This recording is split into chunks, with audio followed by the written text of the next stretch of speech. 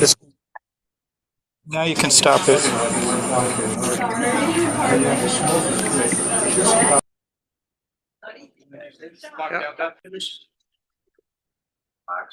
Before we have our stories in the intermission and later. So I'm just saying, we've got about 5 minutes before the story starts. So there's time. If you haven't ordered something already, please go ahead and order. Keep the business going that direction, and then we'll start with the stories in about 5 minutes. Thank you.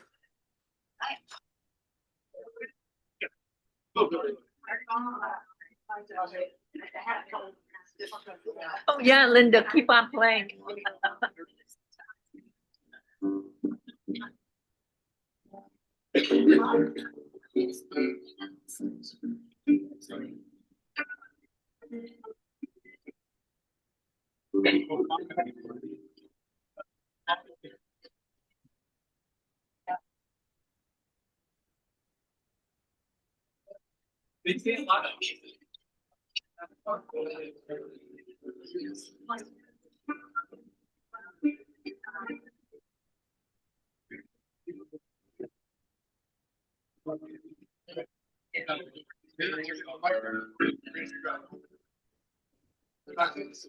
I don't know, but there is one my last name.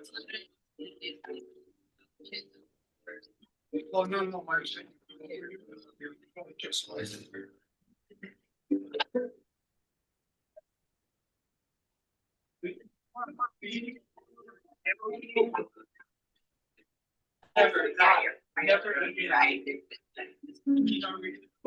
everybody's sitting here.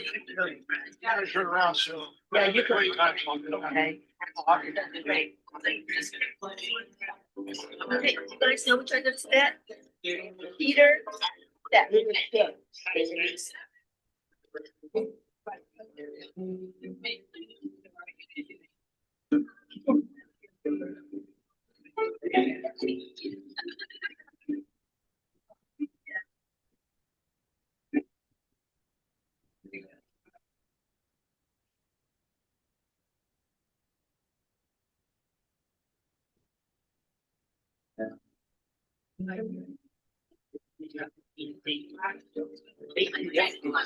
Oh, yeah.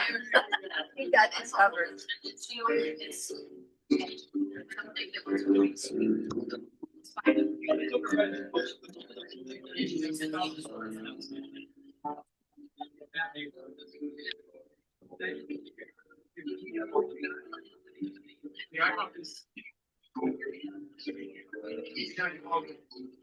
Rebecca was asking about how many do we have here tonight? Well, we're up over 30. I think it's 37, and some people have come in and out, donated and taken the. We got at least 4 or 5 of those, 7. Oh.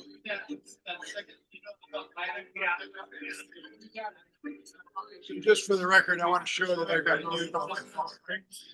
Yeah. Plus there's an amber. I know. Yeah. Well, I guess I could go there, but I wouldn't know what to do. Yeah, I was going to put mine on there. Settings. Airplane. Rebecca, she just texted me about how many people are here, so no complaints. So. And ask her about the sound from the piano. Can she hear it?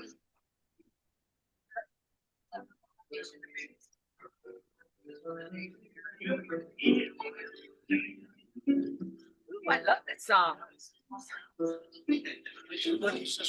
Dr. Zhivago. Oh, yeah. I loved, what's her name? Julie. Yeah, wow. Wow. Omar Sharif. Yeah. Too bad. I remember senior year in college, seeing a girlfriend since. Yeah. Yeah. And then we went to see another one of the Swedish movies, and we said, these are getting depressing. People just dying, shooting them at the end, so. Too many Russian movies. See, the layout, so nice. Yeah. I can see these ones over here. See, nice, gonna be done. Nice.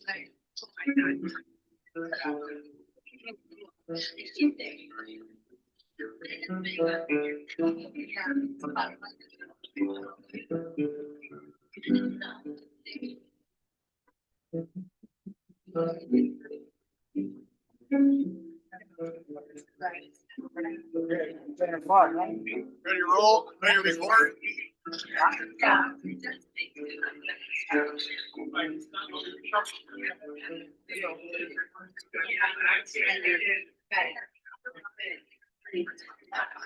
Thank you, Linda.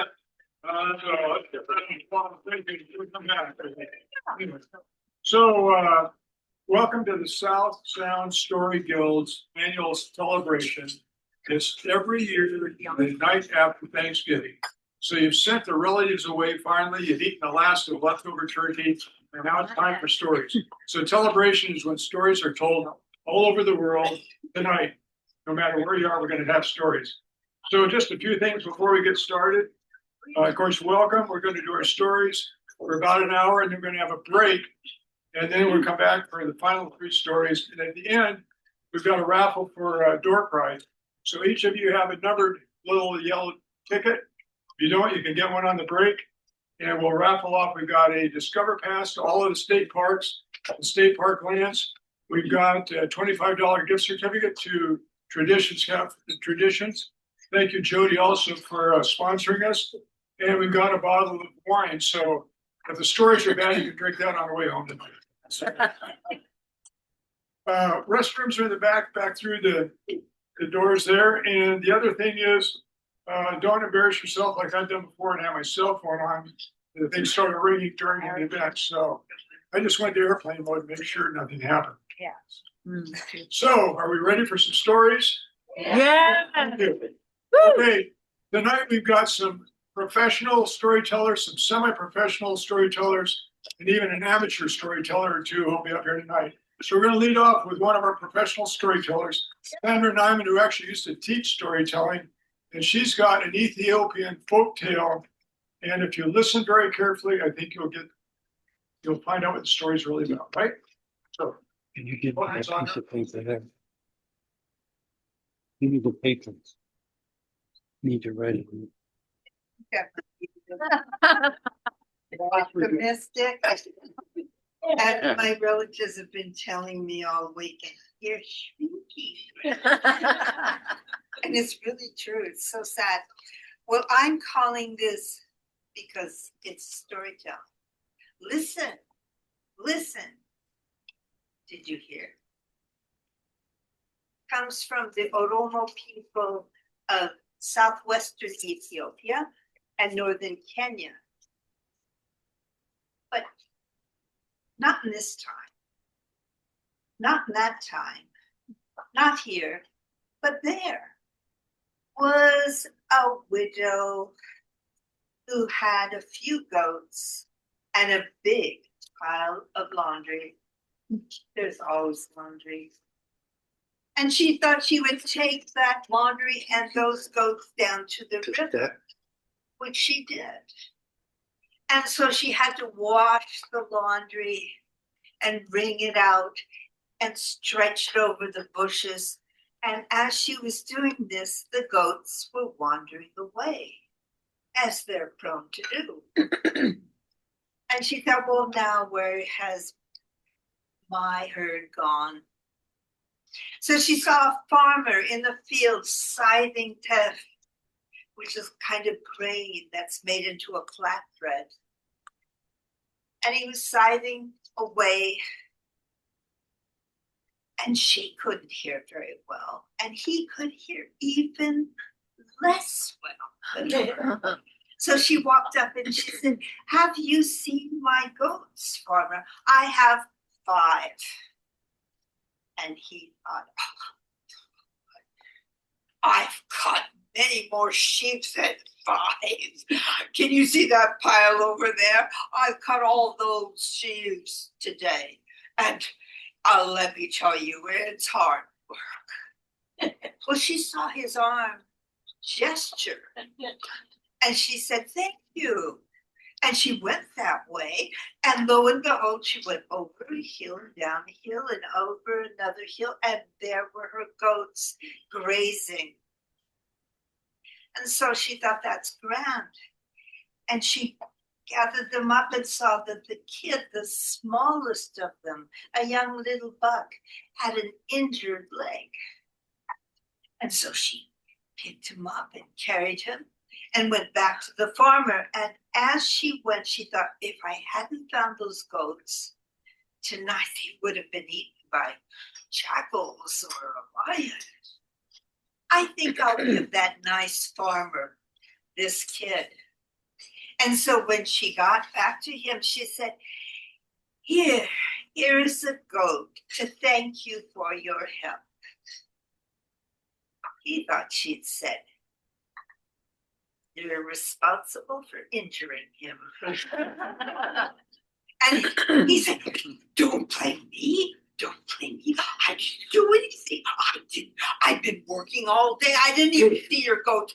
And I'm not going to pay anything for that goat. And she got angry. She said, what, you want a grown adult milking goat just for lifting your arm and pointing? No, that's not going to happen.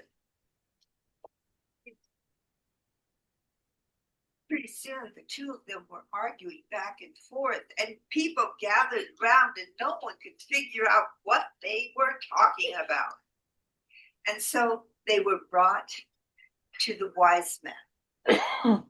Now, in the Romo society, there are 9 elders elected for 8 years into positions of leadership, and this was one of those leaders.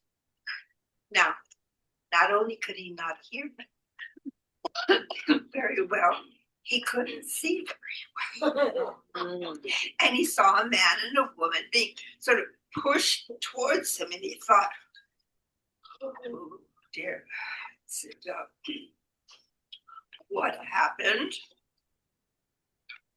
And they both began to talk, raising their hands and waving about, and he couldn't understand anything. So he said, stop. Let me think. Look, there was a man, there was a woman. The woman seemed to be holding a child. And he thought, they probably want a divorce, and they've come to me to ask who should have custody of the child. And he said, how long have you been married? 5, she said, 5 goats. I've always had 5 goats. He said, 5 years and you can't settle an argument, and you're going to leave this child alone or to be raised with only half of you? No. You must work it out between you, and you must raise this child together. You must continue to live together. What did he say? And the old ones looked at him, and one of the advisors came up and yelled into each ear that the wise leader wanted them to live together. We're not even married. Well, I think you better get married, because the wise leader makes very good decisions, and he'll probably throw you in prison if you don't. Married and live together. And the 2 old ones looked at each other and shrugged. Why not? And so they were married, and there was a grand feast, and she was an excellent cook, and he was a great farmer and good provider. And since they could never hear what the other was saying, they lived in contentment for many days.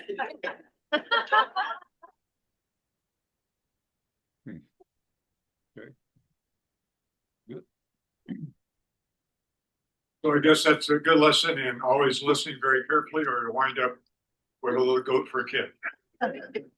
So we've got, if you look at the blue slips we put on the tables, we've actually got great bios on our storytellers, which will do a much better job than I can do in introducing them. But Bowen Lee is here. She's another professional storyteller from the national circuit. And not only that, there's going to be a little bit of music along with her story, which we normally don't hear. So Bowen, would you like to come up and tell the story for us? Thank you.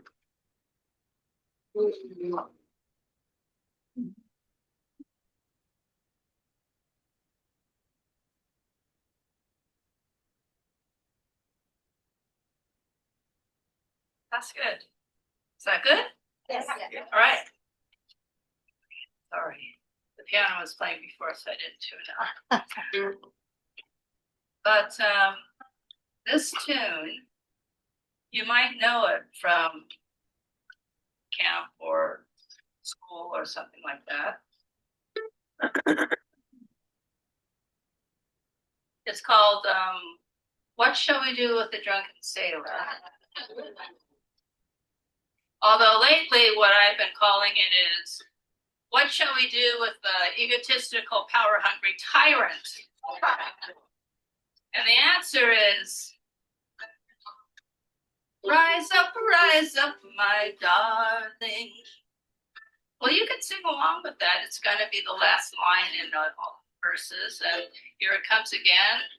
5, 6, 7, 8. Rise up, my darling. Yeah, so come in and join in when you can.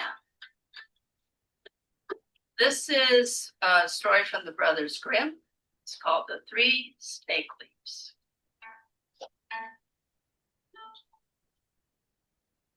There was a farmer, a very poor farmer, so poor that he could not give his son a thing. And so he told his son, I'm sorry, you have to go out and find your own way. So the young man went out and he said to himself, what can I do to find how can I be the life that I can? How can I be the best man I am? Show me the way to be a good man. Rise up, my darling. Well, the king of that country was at war with his neighbor king. And the young man was conscripted into the army. And in battle, his captain was wounded. But the soldiers wanted to retreat, but the young man said, no, no, no. He rallied the others, and valiantly he led them into battle, and they vanquished the enemy. Well, the king wanted to know who had saved his kingdom.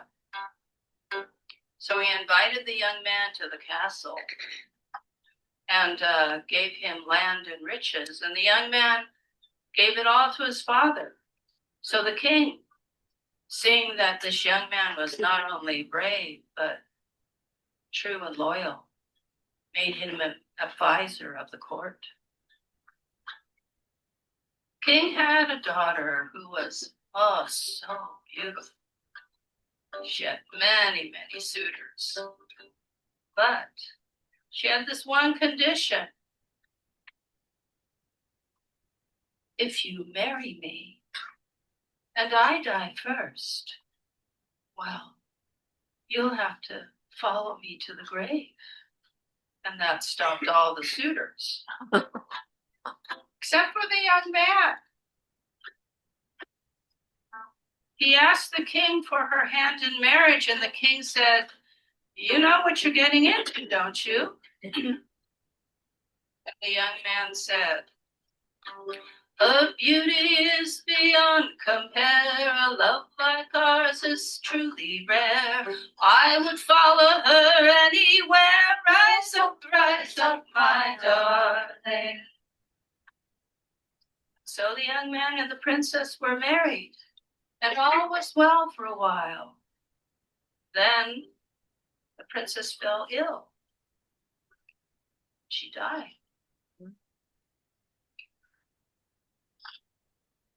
Well, the king said to the young man, I warned you that this could occur, Now you must die because of her. You can't go back, you gave your word. Rise up, my darling. So the young man followed the princess's coffin into the crypt. And there he was locked up with only a candle, a bottle of wine, and a loaf of bread. And when those gave out, he would die in the dark. But while he was in the crypt, a snake crept in through a crack, and fearing that the snake might harm the princess's body, the prince slashed the snake into 3 pieces. Another snake came into the crypt, and seeing the other snake dead, quickly went out. But the snake came back with leaves in its mouth. It put the other snake back together again and placed a leaf on each of the wounds, and the snake came back to life. The 2 snakes left the crypt. They were gone from that place, but they left the 3 leaves behind. And the prince, who had witnessed it all, thought,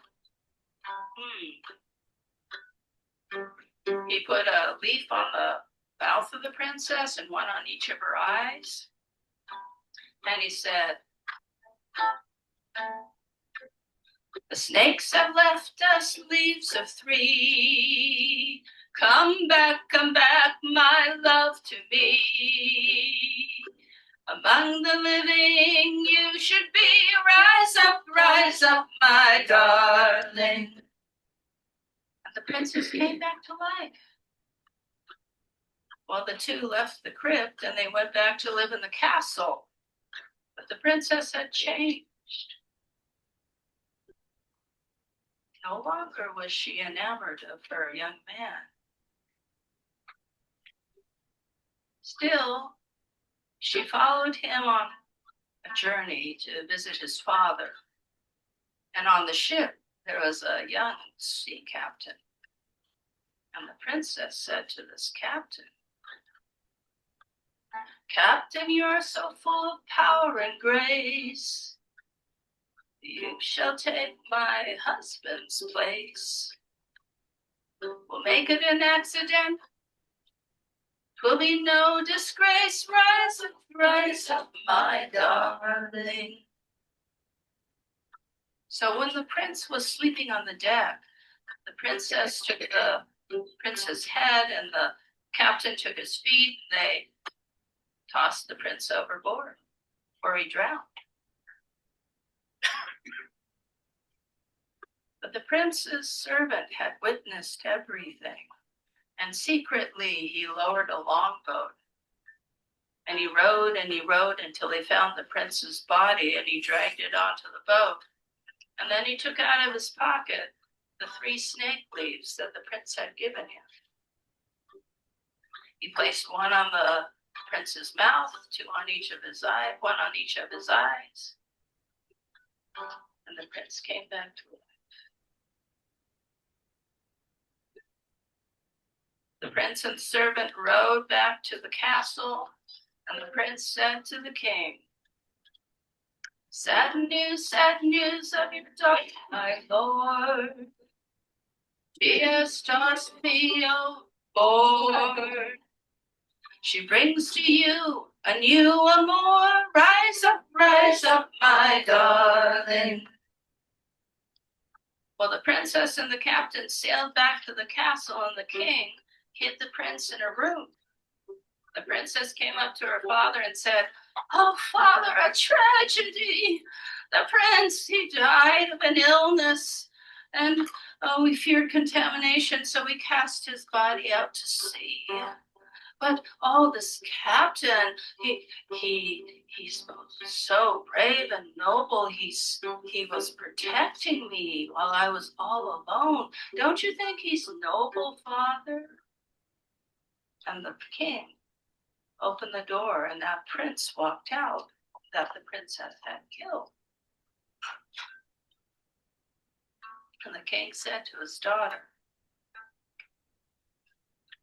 He would have died for you when he brought you from the dead. And now you're tired of your marriage bed. A man as cruel as you is who you want to wed. Rise up, my darling. So the king had the princess and the captain put in chains. And they were put in a boat full of holes and cast out to sea. And the boat sank. And the princess and the captain drowned and were not allowed to be used snake waves to bring them back to life. Well, there's a short little moral to this story.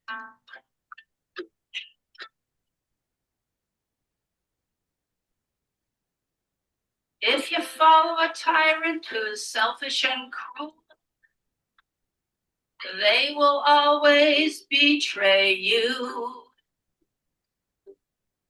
The boat is full of holes. Don't get on the ship of fools. Rise up, my darling. Hooray, up she rises, hooray, up she rises, hooray, up she rises, stay off the ship of fools.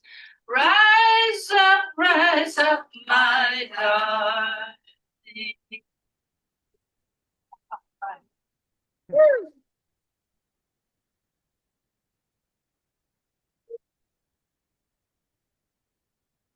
Don't you like stories with a good moral to it? Thank you. So our next storyteller, John, is Bertall, grew up in Alaska, and he always has these great stories about the Star Hill Gang. But tonight, he's telling a story, and like a lot of stories, it's got a beautiful woman and a prince in it, I believe. And the story is called Umbrella, I believe. So John, please come up and tell us a story about the umbrella. Thank you, Stan. Excuse me.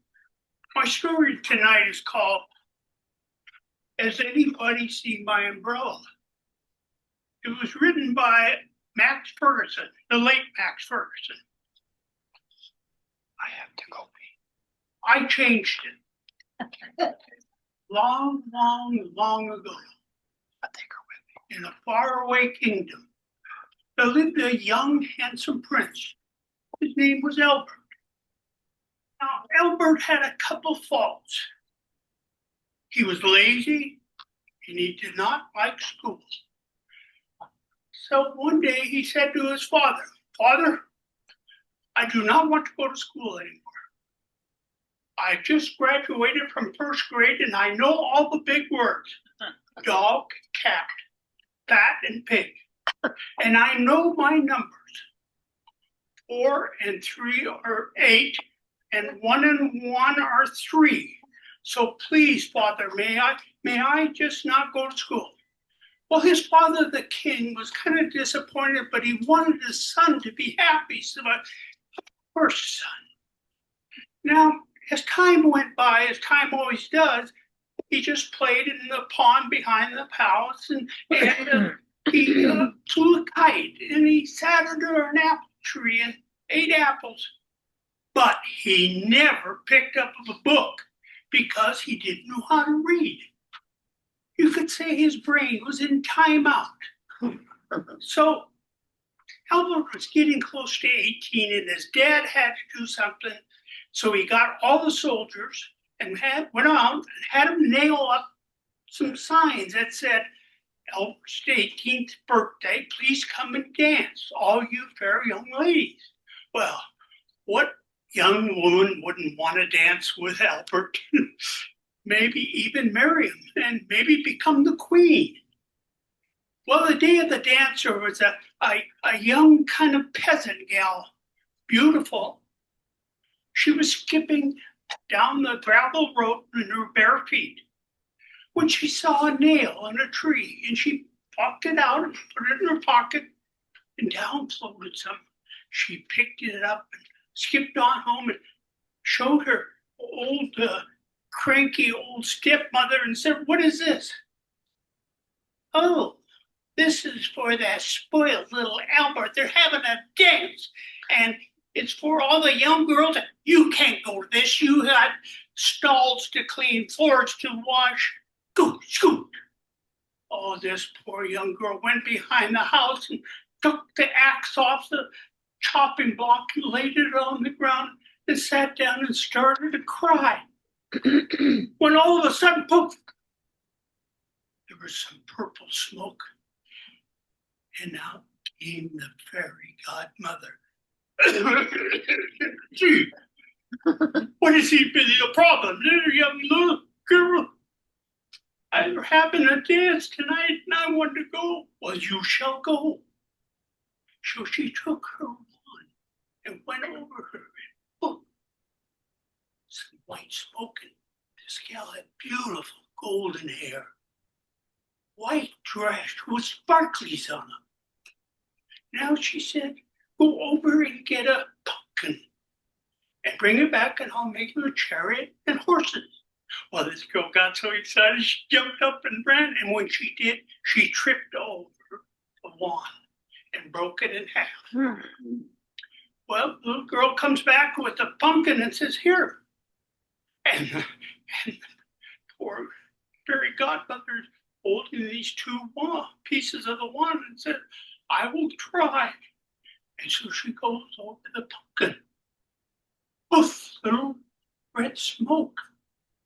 And there was the most beautiful, huge tricycle. Now she said, young lady, I would like you to be home by midnight or you will turn into a banana. Pumpkins are out because the wand is broken. And also, I want you to get on that trike and pedal as fast as those buns will pedal. She got on that trike, put all her dress on top of her, took off down the road. She was going, and she squealed right up in front of the fellow. It was dirty, dirt road, so she didn't make a lot of noise. She picked up that, ran up the stairs, and the guard opened the door, and she walked in. There was a handsome young man walking across the floor. She looked at him, and he looked at her. And if they had love at first sight in those days, we don't know, but I think it happened. They came over and they started talking. Finally, he says, would you care to dance with me? Oh, yes, I accept you, but I don't know how. That's fine. I don't either. But let me go over and tell the band leader to play something special. So he went over and talked to Glenn Miller and his orchestra, and they started playing. I think it was a little brown jug. So they got together. Now, the first thing that happened was their toes got to know each other very well because they were stepping on it. And then a leg went out, and then another leg, and then they did a little twirl and a twist. Pretty soon they were slipping and sliding across that dance floor. Everybody was new watching them. All of a sudden, the doors on the big clock opened up, and out came cuckoo, cuckoo, cuckoo. I have to get home before midnight or I'll turn into a chariot. Off she went, ran down the stairs, jumped on that trike, piled on her clothes and spun out. Now, Albert was kind of in shock, so he ran after her. All he saw was a red tail light fading into the darkness. He was sad and didn't even get her name, so he was walking back, just kicking things, and he kicked something and picked it up. It was a glass slipper. There was a piece of tape, letters on it inside. It had to be her name.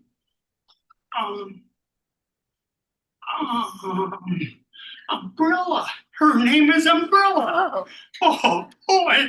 The next morning he jumped up out of bed and ran to the first village. Has anybody seen my umbrella?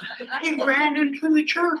Has anybody seen my umbrella? He ran up on top of the roofs. Has anybody seen my umbrella? Nothing. He did that all day to all the villages, and all he got was some strange looks. So at the end of the day, he came to a fork in the road, not a spoon, it was a fork. And right there was a big white ox.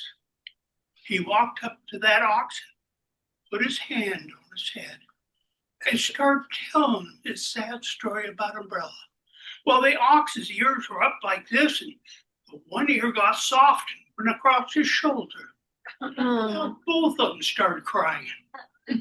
Wouldn't you know it, there was a puff of purple smoke. And out comes a fairy godmother. Oh, Prince Albert, what have you done now? I've lost my umbrella. You've lost your umbrella. I love my umbrella. You love your umbrella. Tell me a little more about your umbrella. Oh, she was beautiful. She had long golden hair, red lips, and eyes that reminded me of cow patties. She had white breasts on with sparkles all over it. Wait a minute, did she have a glass slipper? Oh, yes, that's how I knew her name was Umbrella, because it said it right in there. Oh, Albert, you should have continued your learning. Her name is Cinderella. Oh, he started to cry. What can I do? Well, we can try something. Now, it's a good thing the fairy godmother happens to stop by the pond on the way over.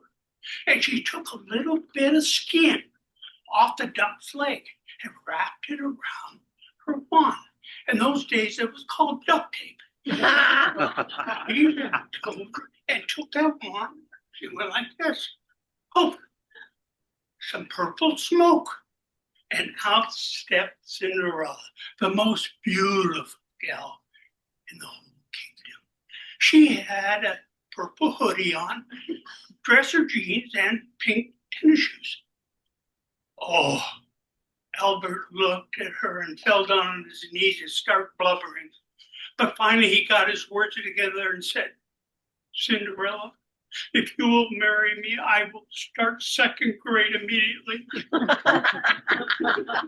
Oh, Albert, those are such beautiful words. And yes, I will marry you and I will start first grade.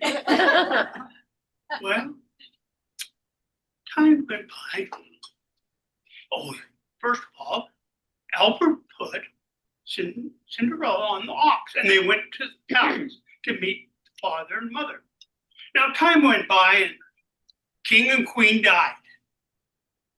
So Albert and Cinderella became king.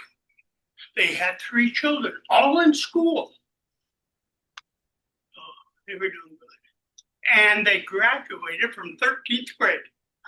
They spent 2 years in 3rd grade, and that was a tough year for them. Well, how about the ox? The ox was the most important thing in the palace. Kids from all over came. Cinderella called him Fernando, but the kids couldn't pronounce that, so they called him Ferg. And everybody loved him. But he died and went along with the king and queen up to heaven. At those days, everybody was welcome in heaven. Now they made a bronze statue of him with that one ear, soft ear like this.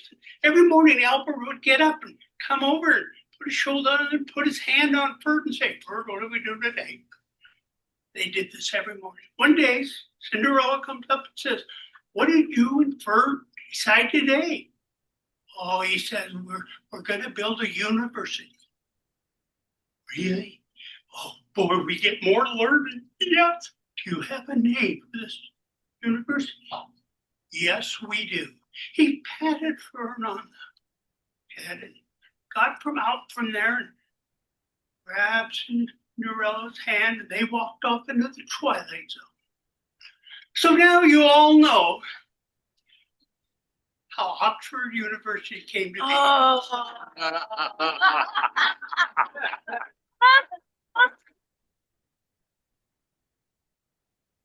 I guarantee we're never going to hear another Cinderella story again about remembering the question.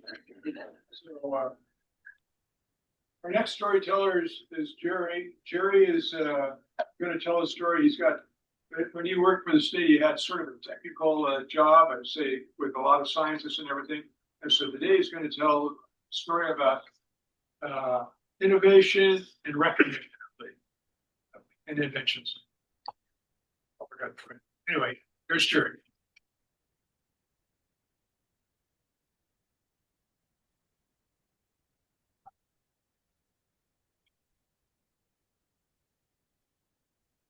Well, thanks.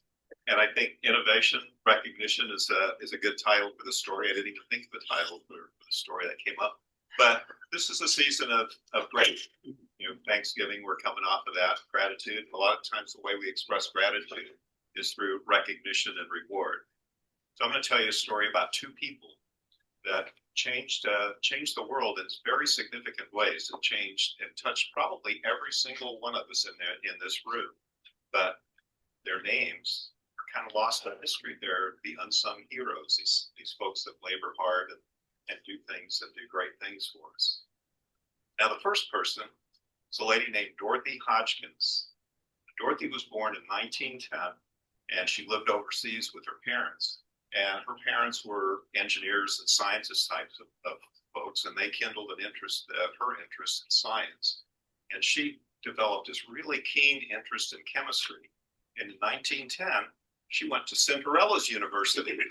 She went to Oxford University. Actually, it was in the 20s to study chemistry. And while she was there, she discovered this type of technology called X-ray crystallography. A really nerdy thing. I mean, who'd date a girl that studied X-ray crystallography? Well, maybe you, but I don't know. But anyway, she studied this, got into this field. And what X-ray crystallography is trying to determine the structure of molecules and atoms in these very complex compounds. And the way you do it, it's not an easy task. It's not a matter of just getting the X-ray just right. This machine takes X-rays of these complex molecules, and these X-rays produce images of shadows. They're usually dots or circles. And you have to take them from different angles at times and then do some complex calculations to put together what these molecules look like. Imagine if you were trying to draw a picture, determine what the state capitol looked like by different times of days, looking at the shadows of that building, and then figuring out from the shadows what that building would look like. Immensely complex when you think about how that works with atoms. But she worked on that. And the first task that she came up with was she was working on, and World War II had broken out, and she was working in the lab on this, using this technology. And one of her colleagues challenged her to come up with the molecular structure for penicillin. Penicillin had been discovered, I think, about 1938, and it was a wonder drug. It cured infections and worked really well. But there was no way to manufacture this at any large scale to get it out to the troops in the field and solve their, prevent infections and reduce deaths. But she worked at it, and in 1945, she came up with the atomic structure for penicillin.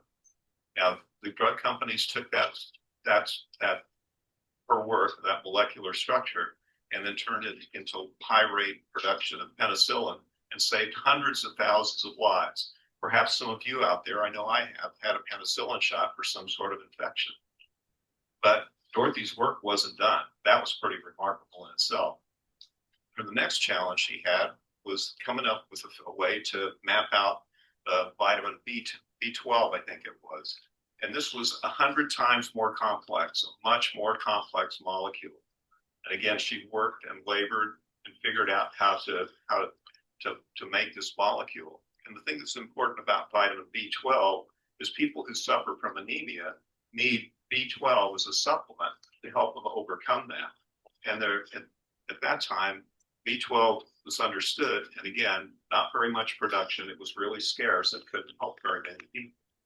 She took what she had learned from penicillin, applied it to B12, and again, this molecule, much, much more complex. She figured that out. Drug companies took her work, and then started manufacturing vitamin B12. And people who suffered from anemia had a cure. It's again saved hundreds of thousands of lives. She continued to work at her lab there in Oxford. And the next challenge that came up was insulin. It was something she was keenly interested in and had been from the time that she started as a student. But insulin was, again, way more complex than the previous two. She toiled, she consulted with her colleagues, she had graduate students help work with her. And again, using this X-rays technology, plotted out these dots and circles and figured out what an insulin molecule would look like. Now, insulin, as you know, before in the old days, was made from the pancreas of some animals. They would extract the chemicals from that, then inject it in people who suffered from diabetes, and it kept them alive, but not much of a quality of life. She took they took this molecule and developed it into various types of insulin treatments that has helped hundreds of thousands, probably maybe even some of you in this room, to enjoy a normal and somewhat regular quality of life. Again, a wonderful discovery while she's toiling away in Cinderella University, working in the lab. But her problems, those weren't she overcame these incredible problems, but she had a couple of other things that were big barriers to her. One of them was a woman in science in the 1920s. At Oxford University, they wouldn't even let women into the laboratories to perform work. And her colleagues were mostly male, mostly older men, and they were not at all confident that she could do the math and do the research and put together these sorts of studies, but she proved them wrong. The other problem that she had to overcome was she had chronic rheumatoid arthritis. It developed when she was in her 20s. And again, trying to manipulate these precision instruments and work with these very small compounds was a challenge. Her colleagues encouraged her to quit and go do something else. But she was so convinced that the technology that she was working with was to unlock building blocks to so many things that would be of value to mankind. Her persistence paid, and we have all benefited from that. Now, my next character is a guy named Alfred. And these are true stories, true people. Alfred was born about 1833 in Sweden. And he kind of like our friend Albert, didn't even go to school. But Albert was born into a family of engineers and scientists. And his father was an engineer and an inventor, and took him under his wing and taught him so many things. His dad was also an entrepreneur. He'd opened up a factory eventually producing arms and the like. And Albert was continuing to learn from his father. Now, Alfred also, his father's business failed. And they were living in Sweden at the time. His dad's business went bankrupt, and they moved to Russia. His dad set up a new set of businesses there, producing explosives, just in time for the Crimean War, making explosives and other armaments. So he was in the right place, the right time, made millions and millions of dollars. It was very successful, but the war ended and the business diminished. So Alfred's dad went back to Sweden and lived a good life, I think, with the money that he had. But Alfred was more interested in becoming a poet. His dad disabused him of that notion and said, you're just not going to make any kind of money as a poet, and encouraged him to continue to study and use his talent that he developed in chemistry and engineering. He went to Paris and studied there, went to the United States and studied. And by study, he goes and kind of apprentices or is taken under the wing of some of these people who are practitioners, and they learn, and he learns, a lot about this industry. He comes back to Sweden and decides that he wants to go into the business of explosives. His dad had been in the armaments industry, produced gunpowder and those sorts of things. And Alfred said, this is the place for me. And what he found out was, one of the things he discovered was that there had been a discovery several years before of a compound called nitroglycerin. Now, previously, explosives were made from black powder, gunpowder, the kind of stuff that's used in bullets. Didn't have very much power for the needs of the time. And the needs of the time, this was the 1860s. We're building railroads, digging canals, doing some serious mining kind of operations, and the industry was just screaming for something that was much more effective. Well, Alfred decided nitroglycerin, that's the ticket. But nitroglycerin, if it is really unstable, and sometimes it'll explode without your intentionally trying to explode it. So it caused some problems and some accidents. Well, he figured out a way to build detonators and blasting caps. So along with nitroglycerin and these detonators, he had a go in business. He was making money, but it only worked for a little while. One of his factories blew up, killed his brother, 4 other people, and the city said, you can't have this factory here in our town. So he had to move. And that sent him back to the lab. He continued to set up his factory, continued to produce, but went to the lab and he discovered this compound, took nitroglycerin, mixed it with another compound, and discovered dynamite. Dynamite, much more stable compound. You can put the blasting caps in it. It fits really neat into the holes that they drill out for the areas where they're mining or trying to blast things. So you bore this hole, drop the dynamite in, have this fuse, really safe, incredibly powerful. And that was so successful, it was the go-to explosive in the industry. It was incredibly successful. He set up 90 factories all around the world to manufacture dynamite and some of the other explosives that he developed. He became very, very wealthy with this. And he supplied to people that were at war. But dynamite had mostly a good use. But there were some who used dynamite for bad use. Things like blowing up buildings. These were the anarchists and the terrorists of the time. And that was what the general public kind of associated with dynamite was terrible uses. Things were going great guns, time passes. And then in 1888, he picks up a copy of a newspaper. He's living in Paris. He reads this newspaper.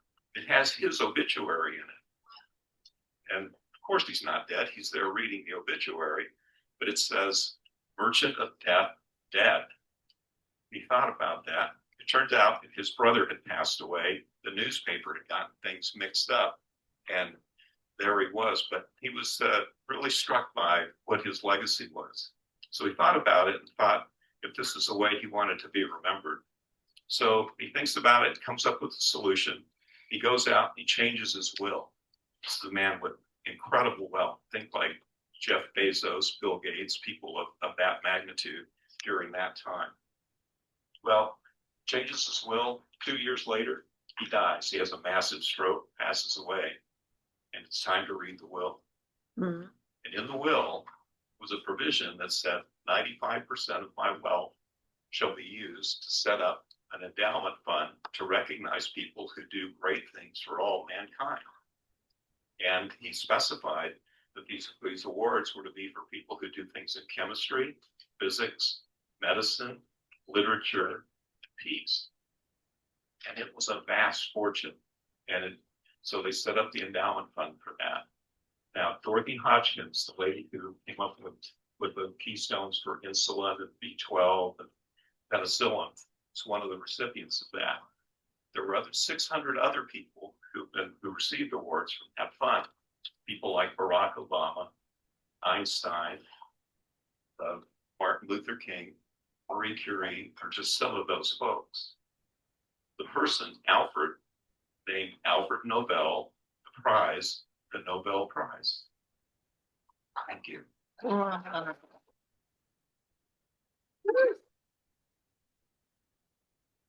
It's always great to have a little bit of history lesson. It's very interesting and puts a story to things that we just read about every day in life. Just kind of pass on. So, of course, Dorothy, penicillin saved a lot of us my age. I don't remember, but 1949 saved me. So, thank you to Dorothy and to Alfred for recognizing it. So we're right now about halfway through. So I would suggest that we take about a 10-minute break. If you haven't ordered something to eat or drink, now's a good time for a break. And also, we'd like to ask for any donations that you might do to help us out here. We have to pay insurance bills and things like that. Insurance, rent the building that we tell our stories in and everything. So anything you can do along that line, I'm begging you. So anyway, thank you. And thank you for the stories we've had so far. And we've even had music with stories, which we have never had before. So thank you, Bowen. So please enjoy a 10-minute break. And when we're ready to come back, I'll ring a little bell, okay? Okay. Way, that's the traditions next door, because they've got some great Christmas gifts. You know, if you're like me and you haven't bought anything yet, take a cruise there and see what they've got. So, okay, Toby's gonna now. Now we're going to the amateur hour here. Toby's gonna introduce the next storyteller. I have the great pleasure to introduce this very, very special gentleman. And I don't want to even diddle with the mic because he's going to have, I don't want him to adjust anything. Step Palmer has been a longtime member of the South Sound Story Guild. He is awesome. And his stories are wonderful, and they usually depict the life that the place where he grew up as a kid, which is basically Schaefer Park, that whole area, and about going to the Grange for potlucks. It's wonderful. But tonight, he's going to tell us a different kind of story, a story from Scotland. Step Palmer. Thank you. With that introduction, not all nervous. So, this story is about Scotland. Takes place a long time ago. So I think you know where Scotland is. You know, they've got sheep and they got those big cows in the mountains. They got lowlands, they got highlands.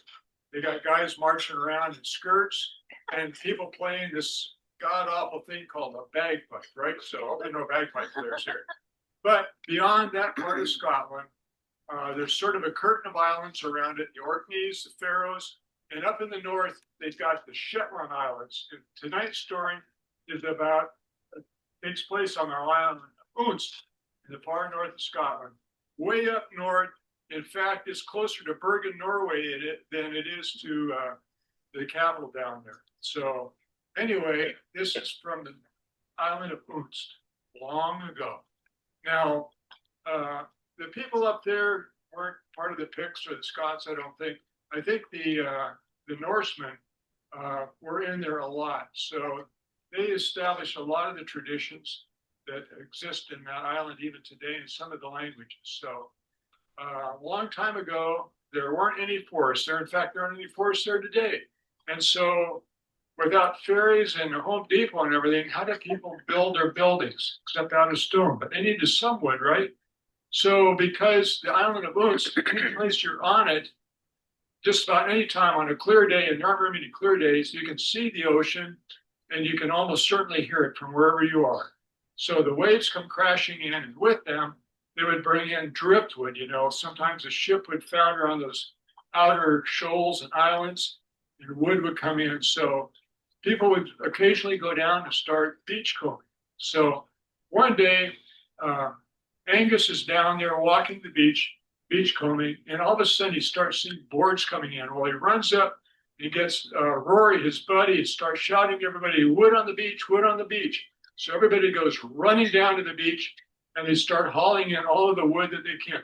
Now, the tradition is if you pick up a piece on the beach and you get it up above the high tide line, it is now yours. Nobody else can take it. So the men started gathering all of the wood that they could. They didn't know if it came off of a ship's cargo or if it just came from a shipwreck. But they're hauling it in and stacking it up there as they go along. Now, it's a cold winter day, sort of like we had yesterday. A lot of rain, it's pretty miserable. And they're picking in all of this wood, but the tide's starting to change. And so what they do is they take a rope. So Rory ties a rope around Angus and sends him out in the water. Now, none of them can swim, of course, so that's why they have the rope. So the fellows would go out there and they gather whatever wood they could and bring it in. And so Angus is out there and he grabs a big timber, looks like mahogany, and he starts pulling it in. And they think, wow, look at this great piece of wood we got. Well, when they get it to the shore, they realize over that piece of wood is a person who is very, very dead, hanging onto the piece of wood. So now they realize it's been a shipwreck. Well, what are they going to do? All the men get together, of course, and they say, well, we need to do something with this person. We can't just leave him laying here on the beach for the carrion. So let's take him up above the high tide line and lay him out there. And they continue gathering the wood as fast as they could. But now the tide's going out and it's getting pretty dark. So they go up and they say, okay, we need to do something with this body. What should we do? Well, we can't take it to the churchyard because if the sea takes a life, the sea expects that life to belong to it. And the tradition was if you buried it in the kirkyard or the churchyard, eventually the sea would flood the area. So you could not do that. So the men decided they would dig a grave right where they were. So they get the shovels out, they're digging away, and they got a lot of wood now. So instead of a coffin, they line this hole with wood and they bring the sailor up there. As they do that, they're preparing him, saying a few prayers and things. And one of the men notices that, look at the boots on that sailor. They're the finest calf skin. They're so supple. They got wooden soles on them. And they're looking at their own feet. And Rory goes, you know what? I think his feet are about the same size as mine. And they're just going to bury him with those fine boots on. The old man says, Rory, you can't take those boots. You can't steal from the dead. That is, forget it, get away. So Rory gets away and they finish saying a few prayers, and they bury the man. And everybody goes home. So Rory's back home, but he lives by himself, doesn't have a wife. And so he keeps thinking about those boots, and thinks, they're not doing that poor soul any good. We put him in the grave, we put hands over his chest, we did all this stuff, said all the prayers and everything, but those boots aren't going to help him get to heaven or anything. So he decides to go back after all the lights have gone out in the village, and he digs up the corpse. Now he has to get those boots off those feet. You can imagine. It's not been about 10 or 12 hours. It's a little bit tough getting those feet to bend and everything. But he finally, with a little bit of work, gets those boots off, buries the man again, takes the boots home, hides them in his barn under the straw, and he thinks, I can't wear them out tomorrow because everybody will know where they came from. But he goes, people's memories are kind of short. In about a year, he said, I'll just take those boots out and start wearing them. People sort of forget where they even came from. So I'm okay. Well, this goes along a couple more days, and he's out in the barn in the evening, again, because it gets dark very early and you got to do your barn work at night, and he's threshing some corn. And he's got a little fish oil lamp there and not a whole lot of light. And he's threshing the corn, and all of a sudden the light flickers and goes out. He thinks, damn, that must have been quite a draft in here. So he need to close the barn door. But then he looks, and the barn door is closed. So he realizes it wasn't a draft that caused that to go out. He said, well, it must just be a bad wick. So he goes to the house, and he comes back with a piece of linen, and he twirls it up, makes a nice new wick, puts it in the fish oil, lights it again, and he starts to threshing the corn. And suddenly, as he is doing this, the light's flickering a bit, and he turns and he looks, and there's a long arm with a very white hand and dirty nails and everything reaching through to that wick and just kind of tweaking it, not even being burned. And the light goes out. Well, this, of course, gets his attention very fast. And he thinks, my gosh, what's happening? He goes running out of the barn, and there in the moonlight, standing up under the eaves, is a man. It's the sailor, no shoes on him, and he's looking at him. And so Rory's very frightened. He goes, my gosh, what's going on? And the ghost says, Rory said, you should not steal from the dead. I'll give you the boots back. I'll give you the boots back. No, I'm a ghost. He said, I can't take the boots. You got to put the boots back where you found them. So now it's about 3 days later, of course, it's going to be very difficult. So Rory runs back, takes a shovel, takes the boots, hikes back to the beach, digs like crazy, pulls up this corpse. Now it's very difficult to get those boots back on the corpse, of course. And he's sweating like crazy. And finally, he gets them on the corpse and gets it buried again. So the moral of the story is, you do not steal from the dead. That is a somewhat true story.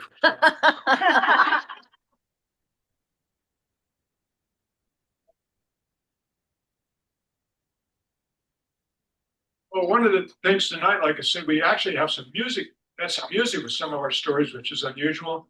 And I think Mitch is going to tell a story now that's got a little bit of music in it. And especially it's a story about some of his adventures, I think, with his dad hauling hay. So.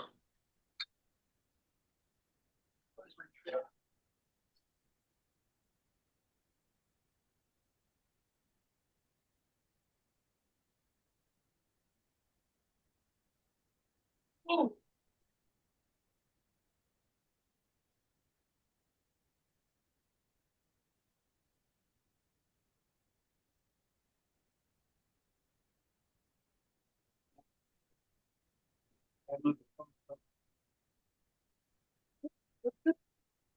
Fun. I'm spinning a story, but also the microphone. All right. Think we got it. All right. So many of you know, well, now Stet has told you all. When I grew up, when I was growing up, my dad was a hay hauler. And what that meant was he had a semi truck and two flatbed trailers. And he would go all over, this was down in southern Idaho. So he would go all over to really random and amazing places like Oregon or Nevada, and sometimes even over to Wyoming or Montana. It was really fun, and we got to go on some of those trips with him if it was a day trip. He didn't like to take us overnight because he had to stay at some pretty sketchy places, and he's got those stories for you. You can read all about or hear all about that from him. But one of the cool things as a kid was if he stacked the hay. So that usually, for me, that usually meant if the load was on his trailer, he was happy to have me up there. He didn't trust other people's haystacks; they tended to tip over on you and stuff like that. And so, but if he stacked the hay, I could go on the hay, and so he would hoist me up. They'd get to the dairy where they were going to deliver the hay, and he'd hoist me up there, and I could get up so high that you couldn't smell the cow poop anymore, and you could smell all the hay, and the breezes would blow by, and you could just see forever, millions of cows everywhere, and it was a lot of fun. And then as they unloaded the truck, bale by bale in the day. He had a partner on one end that was in the barn where they're stacking the hay, and he would be on top of the truck, and he'd load one bale at a time on an elevator, and they would go down, and the other guy would stack up a new stack of hay in the barn. Well, I would get to jump down from layer to layer as it went down, and eventually we got to the end of the day when they were done, and both trailers were empty, and I knew it was getting close to time to go. And so when Dad walked by, I'd say, "Daddy, catch!" And I'd jump in the air, and he'd catch me, and he'd pick me up and play around. It probably usually tickled me a little bit, and then he'd take me up to the front and put me up in the cab of the truck, and then he'd go and sweep off the hay dust and finish cleaning up, and I'd just sit in there and wait for him. Well, that was a lot of fun. And one day, though, it was Grandpa was his helper. His dad came to help him do the other end of the unloading. And at the end of the day, the same thing. Grandpa was walking by, and so I said, "Grandpa, catch!" And Grandpa tells the story the best. Grandpa says, "I looked up to see what the little kid was throwing at me, and he was already in the air. I think I dropped 3 things trying to fumble around and pick that kid up, but look, he sits right over there yonder. He's fine. He's fine." So, yeah, that was fun. That was the business we were there for. The other thing that happens, though, was getting there. So there's a lot of time listening to the CB and listening to music. Now, Dad loved the country music, but he loved the special kind of country music that was related to truck drivers. There's a lot of little different truck driving songs. And my next story, not this one, my next story is going to be about a song called Wolf Creek Pass, where these 2 guys are hauling chickens way up on the way up on the Continental Divide, and they get too high up there, and their truck has some problems, and so now they're flying down without brakes or something. It is hilarious. It was so much funny, and the shifter knob comes off right in the guy's hand, and he has to go down and look for it, and it was hilarious. That's the kind of songs I liked as a kid. But tonight, I'm going to take one of those songs. It's a song called Teddy Bear by Red Sovine. And it was quite popular at one point. I remember hearing it all over, not just on Dad's tapes, but yeah. So I'm not going to sing it or anything, but I'm going to tell you, because it's Tellabration, I'm going to tell you the story from inside that, and you can go and listen to Red Sovine read it as a beautiful poem with music going behind, which sounded a little like this.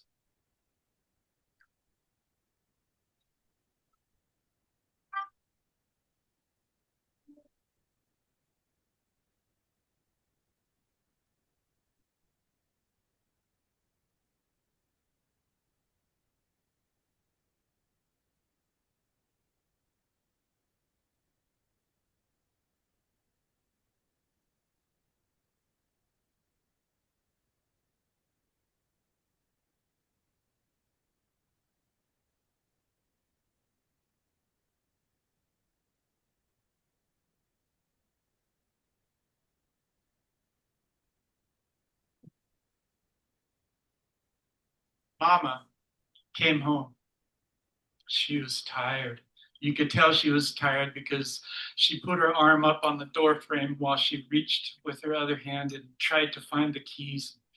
Finally got the door open. Teddy, are you home? Teddy was home. Oh, Teddy was definitely home. He was excited. He'd been waiting. Now, normally Teddy usually puts himself to bed and he's out of his wheelchair and into bed, just lying there waiting to hear Mama and let her just have time to herself at the end of the day. But today he rolled right up. Mama, guess what? Guess what? And she said, "Oh, I don't know. I have no clue what." And then she heard down from his room the squelch, that kind of squelchy sound from the CB radio. And she heard voices and she said, "Teddy, I told you, you got to leave those guys alone. They're busy." He goes, "No, Mama. No, it's okay. It's okay. It's fine. Look." And he holds up a big yellow envelope. She takes it and looks in, and it's like hundreds of dollars of bills, and like more than dollars. It's like 20, there's a few 20s, fives and tens, hundreds of dollars in this envelope. She goes, "Teddy, what have you been doing?" He goes, Mama, it was such a great day. It was a great day. Guess how it started? It started, well, you told me I can't get on the radio, but Mama, it's so hard. I get so lonely and I love to talk." And that's what I told him. But not first. First I said, breaker 19. This is Teddy Bear. Anybody on the line? And then guess what? Somebody came on. And I said, "Hey, who we got on that end?" And the guy said it's a call sign, and it's called a lizard something. I don't know. I don't remember, but he's a nice guy, Mama. He's such a nice guy. And he was talking to me. I said, "I know you guys don't got time to talk, but come on and talk with Teddy Bear." And so he said he'd stay and talk as long as he could, because I know when they go out of range, Mama. And so he was talking to me, and oh, we had a great talk. I started to tell him about the radio. Guess what? It's not our radio, it's Daddy's radio. But well, Daddy died a couple months ago when he was trying to get home in the snowstorm. So I guess it's me and Mama's radio now. And then it made me think, Mama. It made me think about you, because sometimes I know you tell me it's all okay, but I hear you cry at night, Mama, and I'm not much help. And so I told him that. I said, I hear my Mama cry, and I can't help very much with my two crippled feet, but I sure want to." And then I told him about, guess what? We were going to go on a trip with my dad.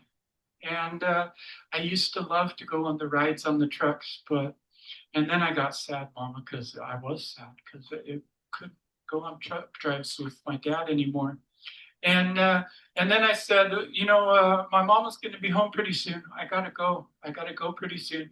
And the truck driver, that guy, he was Lizard Man. And guess what, Mama? No one else was talking on the radio that whole time. Usually it's so loud and you can't hear the person you're talking to, but they were listening because guess what? He said, before you go 10-10, little friend, and Mama, 10-10, that means before I sign off for the day. And he said, let me get your home 20. And that means your address. And so I told him, oh, honey, really?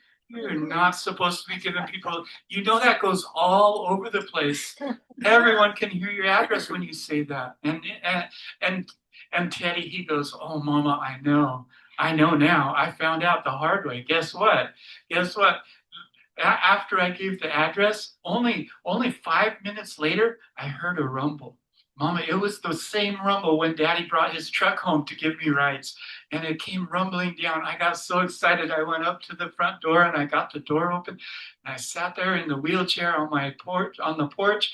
And guess what? A truck driver came up. And I said, are you Lizard Man? And he said, no, but I heard you talking to Lizard Man. Are you Teddy Bear? And he said, yeah. And he goes, do you want a ride?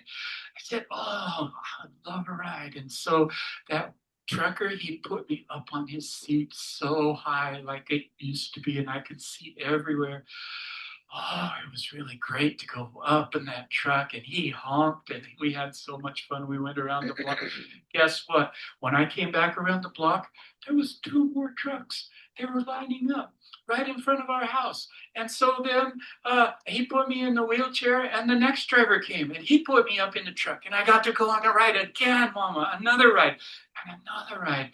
And there was so many, all the way to the store, 3 blocks away, Mama. There was trucks lined up waiting to give me the rides.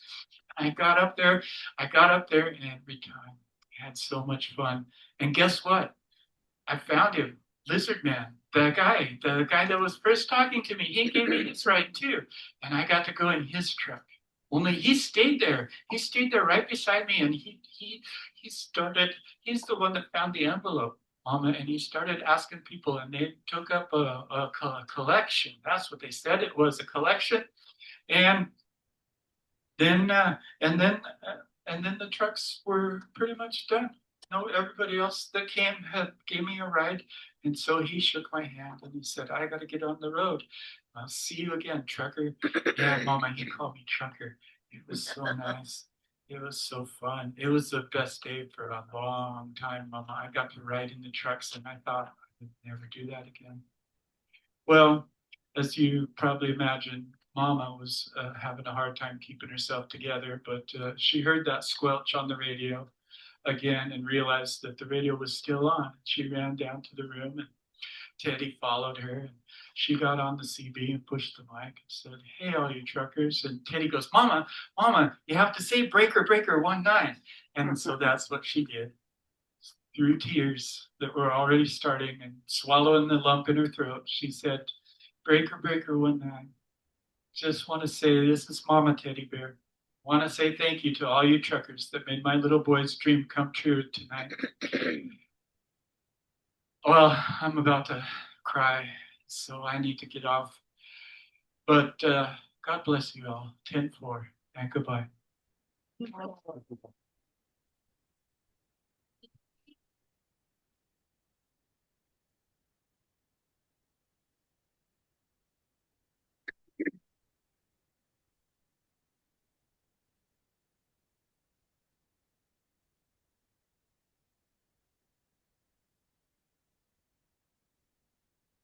So one of the best things about my dad taking me out to meet all of these truckers was that I looked like what I look like.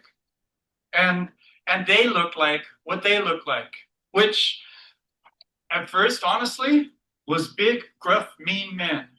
Most of them had beards and scraggly, and they had just been like my dad, unloading their own trucks, or they'd been on the road for 13 hours and smelled like it. And other people that were at the truck stops, I could see their reaction to those men, and I recognized it. because sometimes those people were kind of scared to talk to me. I was just a little kid. I mean, I know I look different, but those truck drivers, though, they took me in every time the same as little Teddy. I always felt like I was part of that group, and I found out that most of them were big teddy bears inside. And when those other people looked at him funny or whatever, they didn't care. They just stayed being themselves. And that's what I kind of feel like I have to remember sometimes when I move to new places, when I see new people, when I see people being just a little bit scared. It's good to remember that I just be myself. It'll be all right. Thanks.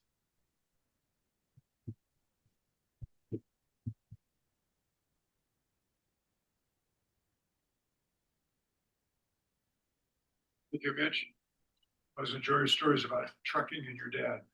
So as our final storyteller tonight, we've got another professional, Toby, who is always say is the most animated storyteller that I think I have ever seen. Although John is coming up to a close second now. Anyway, so Toby, we have all kinds of stories. We have in our story guild, we tell stories that are true, a lot of stories that are not true, fables, well-known stories. And Toby's and Jerry tells some historical stories for us, and Toby's now going to tell us another, I think, sort of historical story that takes place in this particular part of the country. So let's give Toby a hand.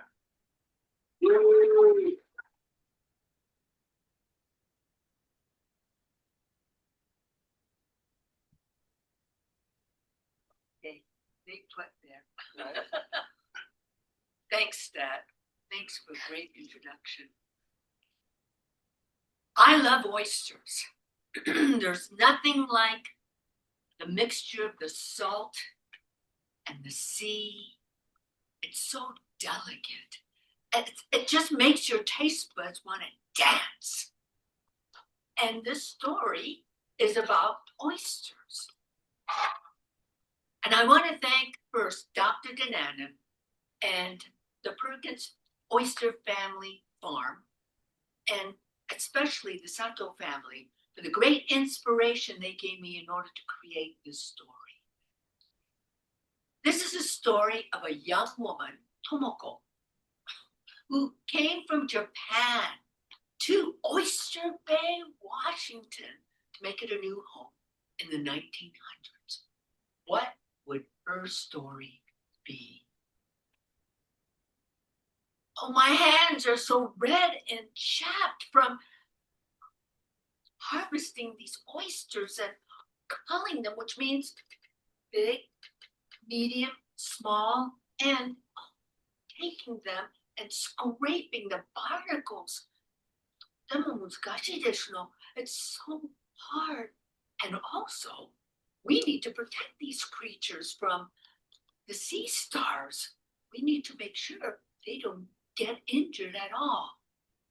It is very difficult work. And then I look out and see Puget Sound. Oh, and this reminds me so much of my home in Japan. You see, I come from an oyster farming family near Hiroshima. And when I was 17 years old, my parents said, Tomoko, it is time for you to get married. And they arranged a marriage for me. They found someone from America. It was a Japanese-American man from a place called Oyster Bay, Washington. Well, he came all the way from America to Japan to marry me. And my mother, as a wedding gift, she gave me this black lacquered box that had this mother of pearl inlay. Why, it's an oyster shell from our beach. Tomoko-chan, you need to be like the layers of this oyster shell, eh? You need to be resilient, reflective, reliant. Oh, Kasam, I said, oh, mother, I will try so hard. And then when she said this, it reminded me of a story she would tell me when I was growing up. And it was the girl and the oyster. And she would always start her story off with Kashi Mukashi. Long ago in Japan, there was a village of oyster farmers. And there was a young girl, Emmy, and her mother, Okasan, who was not well. But this particular morning, Emmy was walking the beaches,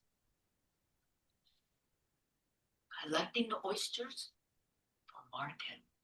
When, oh my goodness, she saw a very big oyster that was stuck in between two rocks. But this oyster had a crack in it.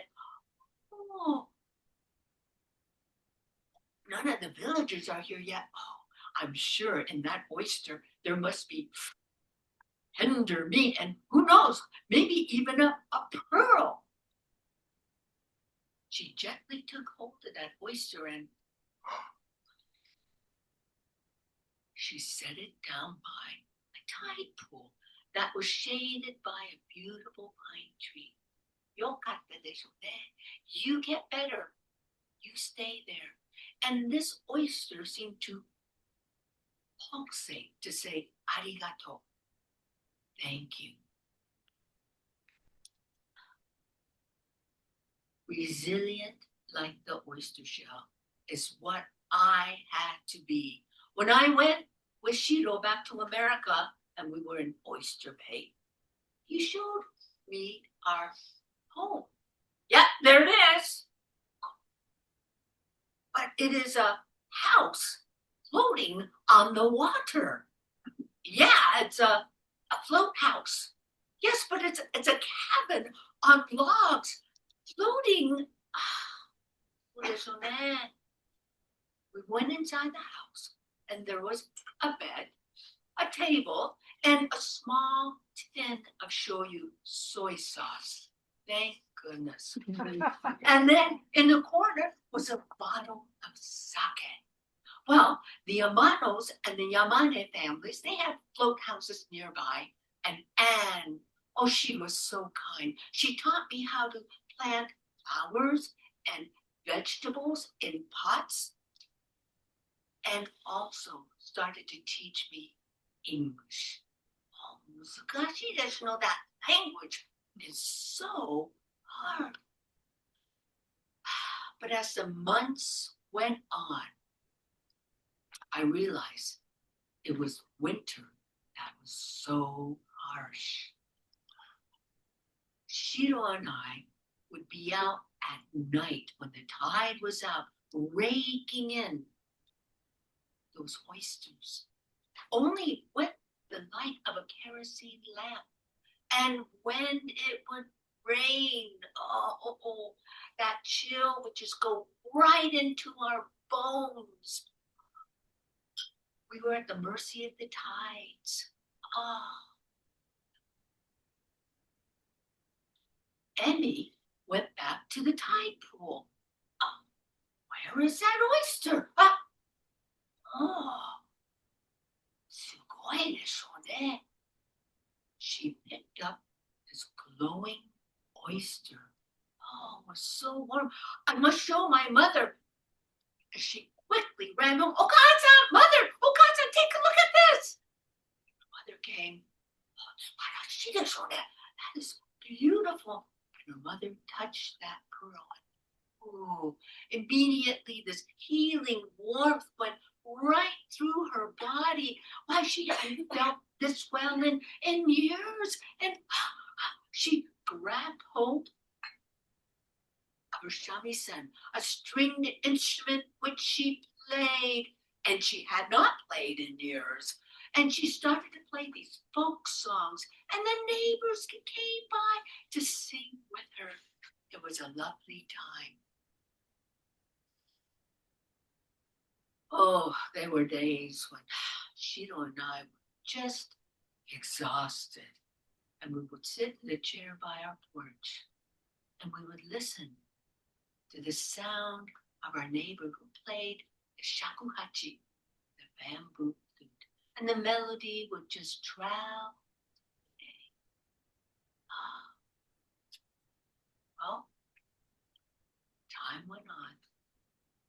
And Shiro and I still picking those oysters.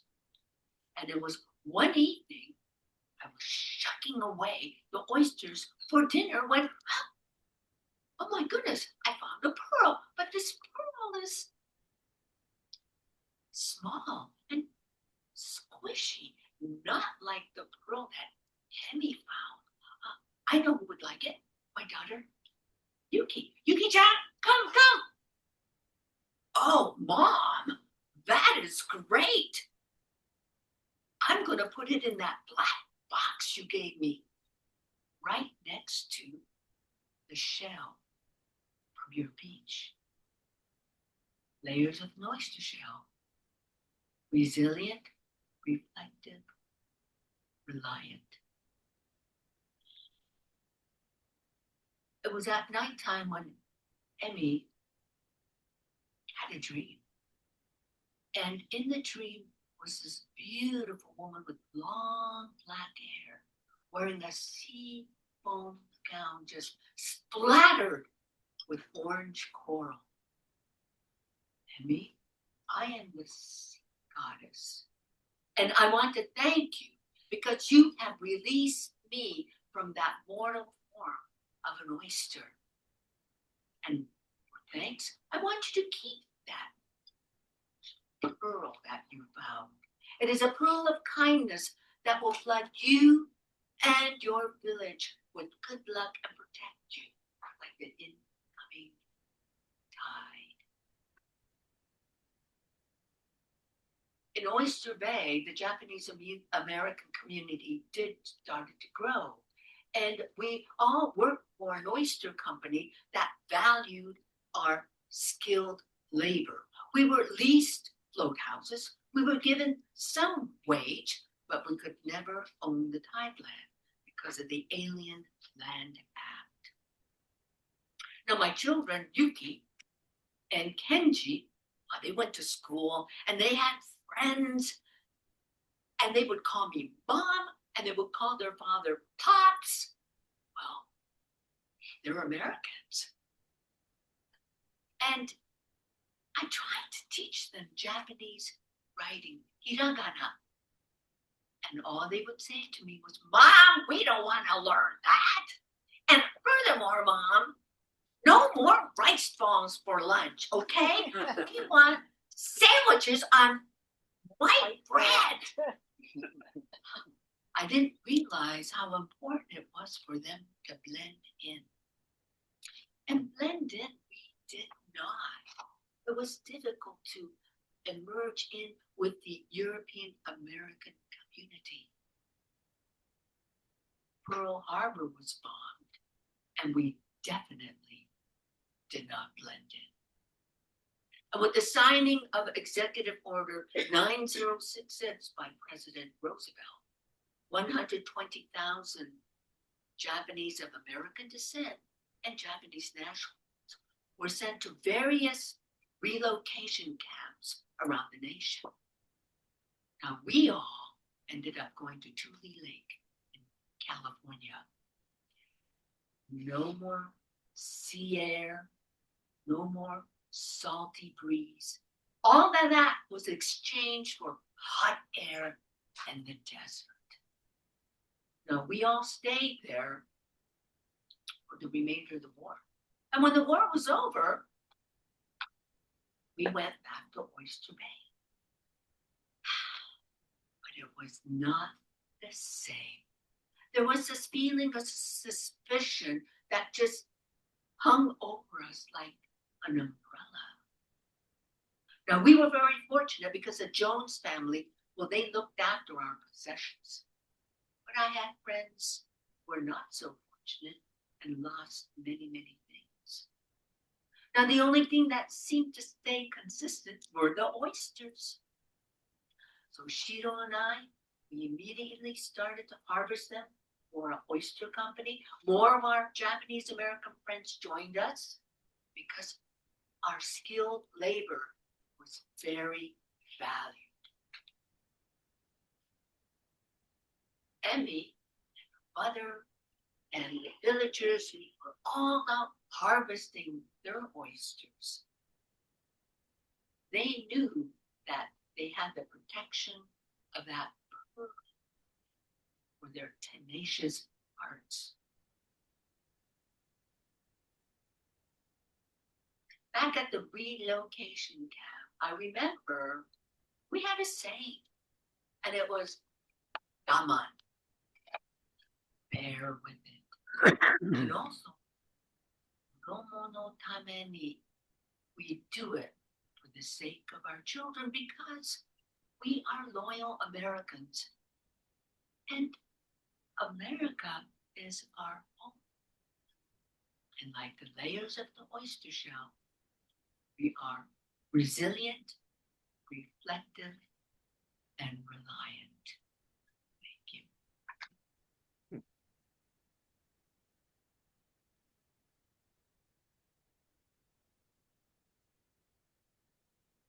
Thank you, Toby. Well, I think this brings us to the point where we have to say goodnight. But before we do that, we have a few things to do. First of all, we'd like to thank you all for being story listeners, which we need as much as we need storytellers. We need storytellers too. So all of you have at least one story, and I think there are a few of you still owe us a story in one of our monthly story meetings. So anyway, I'm counting on seeing you all there. So thank you to Jody and Traditions for hosting us again this year. Thank you, Jody. And that's the folks in Salt County. Oh, yes. Wonderful food, wonderful drinks. We really enjoyed that. And thank you to Linda for playing the piano. And I've got sort of a promise to her that we can practice some more next year and come back. And we really look forward to that, Linda. Thank you. Brett, our Zoom tech person who records these things and sends them out to the in Netherlands. I think Rebecca's watching from Walla Walla, and I don't know if Maggie's listening from down in Alabama or not, but I hope so. Thank you, Dale Home, for the posters that you always do. Maggie and Rebecca for being our inspirational leaders, and Toby for being our actual leader while the other people are all gone, and putting together the Tellabration, making sure we all showed up on time and we all had a story to tell. Also, again, thank you, our listeners, and remember, you can look us up, southsoundstory.org, not storyteller, southsoundstory.org on the internet. Mitch keeps that up. We've got our events that are coming up, and we look forward to seeing you at some of them. Our next storytelling event, we do that every second Wednesday. Yeah, I understand. We're going to get to that. So every second Wednesday, the next one is December 10th at the Harbor House down there. We've got 15 comfortable seats, and we'll also be on Zoom. So if you can't make it in person, please at least come and listen on Zoom for us. Let's see, what else? We'll be back next year. And remember, the night after Thanksgiving, God willing, the creek don't rise. We're going to be right here again. So we look forward to that. Now, there's one final thing. Lynn keeps waving her hand at me, and that is we've got some prizes to give away, don't we? So, Hey, Jody, make sure you book next year. you're probably wondering how we do this. So when you all came in and gave a donation, we gave you a little yellow piece of paper with a number on it. So if you got that thing handy, what I do is I ask Jody out there just to pick. We had about 45 people here tonight. So I asked her to go ahead and pick a few random numbers just off the top of her head between 1 and 45. So these are the folks, the first person to have a prize is number 13. Who's got number 13? Okay.